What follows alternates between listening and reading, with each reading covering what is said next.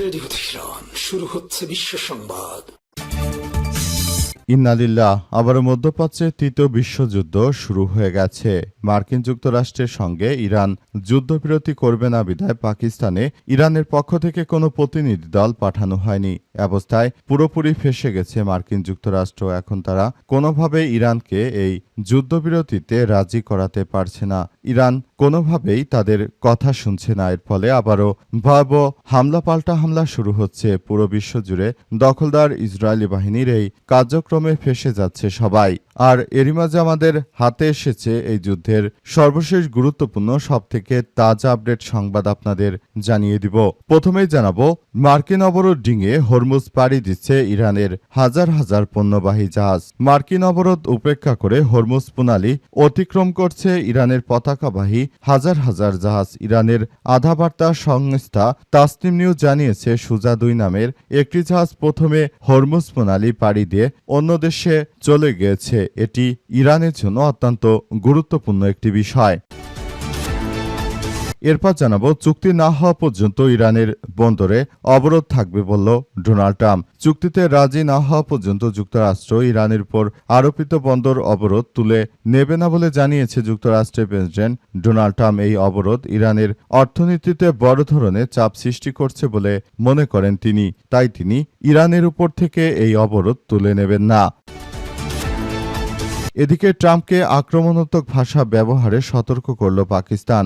যুক্তরাষ্ট্র এবং ইরানের মধ্যে চলমান উত্তেজনা নিরসনে মধ্যস্থতাকারী হিসেবে পাকিস্তান মার্কিন প্রেসিডেন্ট ডোনাল্ড ট্রাম্পকে তার জনসভায় কড়া ভাষা ও আক্রমণাত্মক বক্তব্য বাতিল করার জন্য সতর্ক করেছেন। দ্য ওয়াশিংটন পোস্টের এক প্রতিবেদনে বলা হয়েছে, ইসলামাবাদ সরাসরি ওয়াশিংটনের কাছে বার্তা পাঠিয়ে ট্রাম্প প্রশাসনকে জনসম্মুখে কঠোর ভাষা প্রয়োগ থেকে বিরত থাকতে সতর্ক বার্তা দিয়েছে। এবারে জানাবো, নেতানিয়াহু হাঙ্গেরিতে গেলেই তাকে গ্রেপ্তার করা হবে বললেন হাঙ্গেরির নতুন প্রেসিডেন্ট। ইসরায়েলের প্রধানমন্ত্রী বেঞ্জামিন নেতানিয়াহু হাঙ্গেরির রাজধানী বুদাপেস্ট সফরে গেলে তাকে গ্রেপ্তার করা হবে বলে ইঙ্গিত দিয়েছেন হাঙ্গেরির নবনির্বাচিত প্রেসিডেন্ট পেতেন মাগিয়ার। আজ সাংবাদিকদের সঙ্গে আলাপকালে তিনি এসব কথা জানিয়েছেন। তিনি বলেন, কোনো যুদ্ধ অপরাধী ব্যক্তি যে আইসিসিতে দণ্ডিত ব্যক্তি, তাকে আমাদের দেশে আসা মাত্রই গ্রেপ্তার করা হবে। এই ঘটনার পর নেতানিয়াহু সম্ভবত হাঙ্গেরি সফরে যাবেন না। এবং সর্বশেষ জানাবো বাংলাদেশের সংবাদ। আবারও বিএনপি সরকার ক্ষমতায়, নওগাঁয় একই পরিবারের 4 জনকে গলা কেটে হত্যা।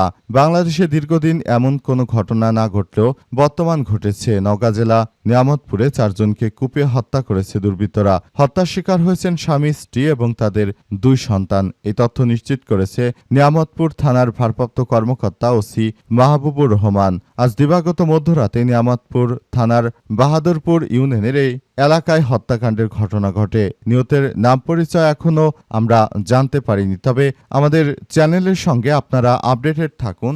আমরা নামগুলো জানা মাত্র আরও বিস্তারিত তথ্য আপনাদেরকে জানাতে পারবো। এর পাশাপাশি বিএনপি সরকার আসার পর শুধু হত্যাকাণ্ড নয়, সারা দেশ জুড়ে তারা অস্ত্রশস্ত্র দিতে পারছে না, জ্বালানি দিতে পারছে না। অর্থাৎ বিএনপি আবারও জনজীবনকে অতিষ্ঠ করে তুলেছে। প্রিয় দর্শক, এতক্ষণ শুনছিলেন সংবাদ শিরোনাম, এবারে বিস্তারিত। তবে তার আগে বন্ধুরা অনুরোধ থাকবে, এই সংবাদটিতে একটি লাইক দিন। এই চ্যানেলে আপনি নতুন হয়ে থাকলে আমাদের সংবাদটি দেখতে দেখতে চ্যানেলটি সাবস্ক্রাইব করে রাখুন।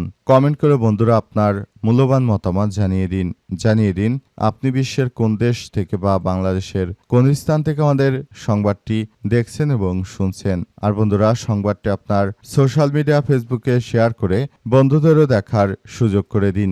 গাজা যুদ্ধে আপনি যদি নিরীহ ফিলিস্তিনিদের ভালোবেসে থাকেন, বন্ধুরা কমেন্টে ইয়েস লিখে পুরো বিশ্বকে আমাদের এই সংবাদটি দেখার সুযোগ করে দিন। আর বন্ধুরা, সংবাদটি দেখতে থাকুন এবং কমেন্ট করে জানিয়ে দিন আপনি বিশ্বের কোন দেশ থেকে বা বাংলাদেশের কোন স্থান থেকে আমাদের সঙ্গে রয়েছেন এবং আমাদের এই সংবাদটি উপভোগ করছেন। এবারে বিস্তারিত। মার্কিন অবরোধ ডিঙিয়ে হরমুজ পাড়ি দিচ্ছে ইরানের শত শত জাহাজ। মার্কিন অবরোধ উপেক্ষা করে হরমুজ প্রণালী অতিক্রম করেছে ইরানের পতাকাবাহী শত শত জাহাজ। তারা ইরান থেকে বিভিন্ন পণ্য নিয়ে বিশ্বের বিভিন্ন দেশে যাত্রা শুরু করেছে এবং তারা জানিয়েছে যে আমরা মার্কিন যুক্তরাষ্ট্রের কোনো ধরনের অবরোধকে তোয়াক্কা করি না।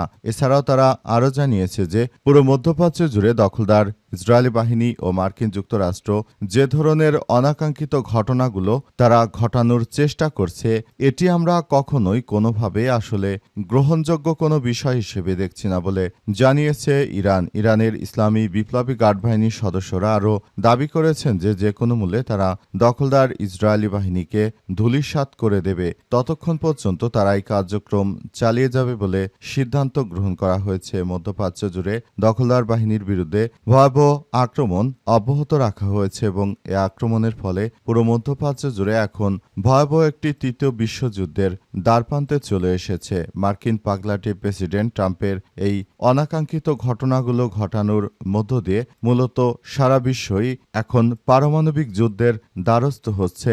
নতুন করে আবারও ভয়াবহ একটি সংকটময় পরিস্থিতি এবং পুরো মধ্যপ্রাচ্য জুড়ে যে জটিল অবস্থার সৃষ্টি হচ্ছে, আসলে এটি অত্যন্ত দুঃখজনক একটি ব্যাপার হয়ে দাঁড়িয়েছে বলে নিশ্চিত করা হয়েছে এবং এর জন্য দখলদার ইসরায়েলি বাহিনী ও মার্কিন যুক্তরাষ্ট্র পুরোপুরি এই তৃতীয় বিশ্বযুদ্ধের জন্য দায়ী, কারণ তারা শুরু থেকে ইরানের উপর এই ধরনের অনাকাঙ্ক্ষিত হামলা চালিয়ে এখন একটি ভীতিকর পরিস্থিতি তৈরি করেছে। চুক্তি না হওয়া পর্যন্ত ইরানের বন্দর অবরোধ থাকবে বললেন মার্কিন প্রেসিডেন্ট ডোনাল্ড ট্রাম্প। ইরানের সঙ্গে কোনো ধরনের চুক্তিতে না যাওয়া পর্যন্ত যুক্তরাষ্ট্র ইরানের উপর আরোপিত বন্দর অবরোধ তুলে নেবে না বলে জানিয়েছে মার্কিন যুক্তরাষ্ট্রের প্রেসিডেন্ট ডোনাল্ড ট্রাম্প। এই অবরোধ ইরানের অর্থনীতিতে বড় ধরনের চাপের সৃষ্টি করছে বলে মনে করেন তিনি। আজ ট্রাম্প নিজের সামাজিক যোগাযোগ মাধ্যম ট্রুথ সোশ্যালের এক পোস্টে দাবি করেছেন ইরান প্রতিদিন প্রায় $50 কোটি ক্ষতির মুখে পড়ছে, যা দেশটির জন্য একটি অস্থিতিশীল পরিস্থিতি তৈরি করছে। ট্রাম্পের এই মন্তব্য এমন এক সময় এসেছে যখন যুক্তরাষ্ট্র এবং ইরানের মধ্যে অস্থায়ী যুদ্ধবিরতি শেষ হতে চলেছে এবং পাকিস্তানে দ্বিতীয় দফা শান্তি আলোচনা অনুষ্ঠিত হওয়া নিয়ে অনিশ্চয়তা দেখা দিয়েছে। এদিকে ইরানের পররাষ্ট্রমন্ত্রী সৈয়দ আব্বাস আরাগচি পাকিস্তানের পররাষ্ট্রমন্ত্রী ইসহাক দারের সঙ্গে ফোনালাপ করেছেন। যুক্তরাষ্ট্রের যুদ্ধবিরতি লঙ্ঘন কূটনৈতিক প্রক্রিয়া বড় বাধা হয়ে দাঁড়িয়েছে। তিনি জানান, ইরান পরিস্থিতির সব দিকই বিবেচনা করে পরবর্তী পদক্ষেপ নেবে। সূত্র আল জাজিরার এবং তারা সেখানে নিশ্চিত করেছে যে মার্কিন যুক্তরাষ্ট্র দখলদার ইসরায়েলি বাহিনী তারা যে ধরনের অন্যায় শুরু করেছে, এই অন্যায় আসলে কোনোভাবে গ্রহণযোগ্য হতে পারে না। পাকিস্তান যদি যুদ্ধবিরতির একটি মধ্যস্থতাকারী রাষ্ট্র হিসেবে কাজ করে তাহলে অবশ্যই পাকিস্তানকে এসব বিষয় নিয়ে অবশ্যই ভাবতে হবে বলে সেখানে উল্লেখ করা হয়েছে এবং পাকিস্তান যেন এসব বিষয় নিয়ে খুবই গুরুত্ব দেয় সবকিছু এবং তারা যেন এটি করতে চায়, তাহলে ভবিষ্যতে তাদের জন্য খুব ভালো একটি বিষয় হয়ে দাঁড়াতে পারে বলে সেখানে উল্লেখ করা হয়েছে এবং পাকিস্তানের প্রতি সবাই আরও বেশি কনফিডেন্স নিয়েই মূলত এই কার্যক্রমটি চালিয়ে যাচ্ছে, মূলত যাতে মার্কিন যুক্তরাষ্ট্র কোনো ধরনের অন্যায় কোনো কাজ করতে না পারে সে বিষয়টি পাকিস্তান দেখভাল করছে। ট্রাম্পকে আক্রমণাত্মক ভাষা ব্যবহারে সতর্ক করল পাকিস্তান। যুক্তরাষ্ট্র এবং ইরানের মধ্যে চলমান উত্তেজনা নিরসনে মধ্যস্থতাকারী হিসেবে পাকিস্তান মার্কিন প্রেসিডেন্ট ডোনাল্ড ট্রাম্পকে তার জনসভায় কড়া ভাষা ও আক্রমণাত্মক বক্তব্য নিয়ে বিশেষভাবে সতর্কবার্তা দিয়েছে। আজ দ্য ওয়াশিংটন পোস্টের এক প্রতিবেদনে বলা হয়েছে, ইসলামাবাদ সরাসরি ওয়াশিংটনের কাছে বার্তা পাঠিয়েছে, ট্রাম্পকে জনসম্মুখে কঠোর ভাষা প্রয়োগ থেকে বিরত থাকতে সতর্ক করেছে। পাকিস্তানের আশঙ্কা, ট্রাম্পের এই ধরনের উস্কানিমূলক মন্তব্য আগামীতে অনুষ্ঠিত হতে যা উচ্চ পর্যায়ে শান্তি আলোচনা সুষ্ঠু ও সুন্দর পরিবেশে নির্বিঘ্নে করতে পারবে না। রয়টার্সের একটি প্রতিবেদনে একজন শীর্ষস্থানীয় পাকিস্তানের কর্মকর্তার বরাত দিয়ে জানানো হয়েছে যে তেহরানের পক্ষ থেকে তারা ইতিমধ্যে ইতিবাচক সংকেত পেয়েছে এবং পরিস্থিতি দ্রুত উন্নতির দিকে যাচ্ছে।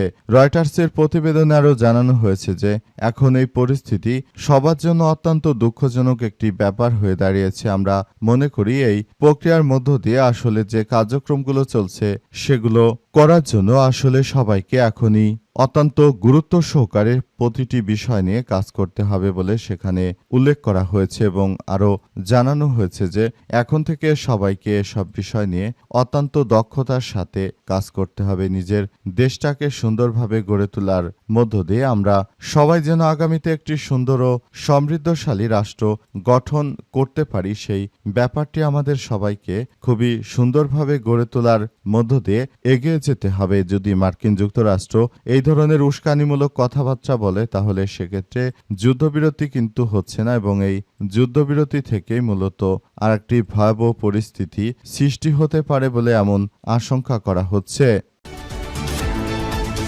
নেতানিয়াহুকে গ্রেপ্তারের ইঙ্গিত হাঙ্গেরির নতুন প্রধানমন্ত্রীর। ইসরায়েলের প্রধানমন্ত্রী বেঞ্জামিন নেতানিয়াহু হাঙ্গেরির রাজধানী বুদাপেস্ট সফরে গেলে তাকে গ্রেপ্তার করা হতে পারে বলে ইঙ্গিত দিয়েছেন হাঙ্গেরির নবনির্বাচিত প্রধানমন্ত্রী পেতেন মাগিয়ার।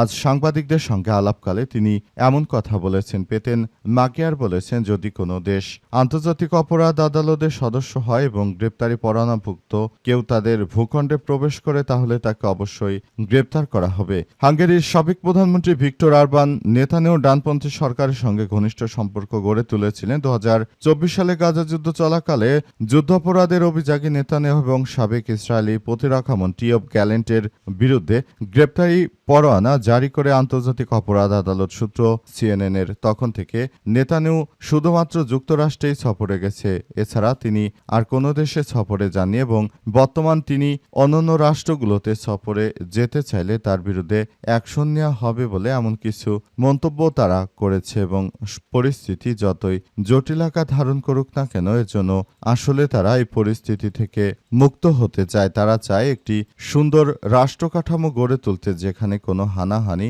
কোনো মারামারি কিংবা কোনো ধরনের নৈরাজ্যকর পরিস্থিতি থাকবে না, এমন একটি সুন্দর পরিবেশে হাঙ্গেরির বর্তমান যিনি প্রধানমন্ত্রী রয়েছেন তিনি এমন একটি সুন্দর পরিবেশ বিশ্বজুড়ে গড়ে তুলতে চান এবং এর পেছনে সবথেকে বড় ক্ষতিকারক প্রাণী হচ্ছে নেতানিয়াহু। তাই নেতানিয়াহুকে গ্রেপ্তার করে তিনি একটি মানদণ্ড স্থাপন করতে চান এবং তিনি জানাতে চান যে এভাবে মানুষ হত্যাকারীকে আসলে কেউ ছাড় দিলেও হাঙ্গেরি কখনোই ছেড়ে দেবে না বলে জানিয়েছেন তিনি।